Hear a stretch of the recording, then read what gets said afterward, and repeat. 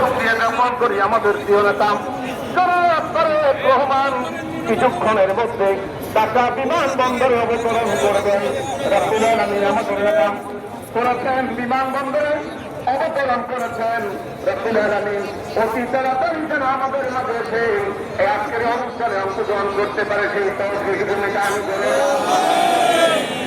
রব্বুল আলামিন বাংলার বিভিন্ন প্রান্ত থেকে রব্বুল আলামিন প্রিয় নেতাকে এক নজর দেখার জন্য যারা দীর্ঘ 18-19 বছর মামলা হামলা ও খুন অত্যাচার নির্যাতনের শিকার হয়েছেন, পরিবারটি সবচাইতে বেশি আত্মত্যাগ করেছে। আল্লাহ শহীদ রাষ্ট্রপতি জিয়াউর রহমান থেকে শুরু করে তার পুত্র রহমান, বেগম খালেদা জিয়া এবং তারেক রহমান এই দেশের জন্য, মানুষের জন্য যে কাজ করেছে মেহেরবানি করে আল্লাহ ভালো কাজগুলোকে নেতাদের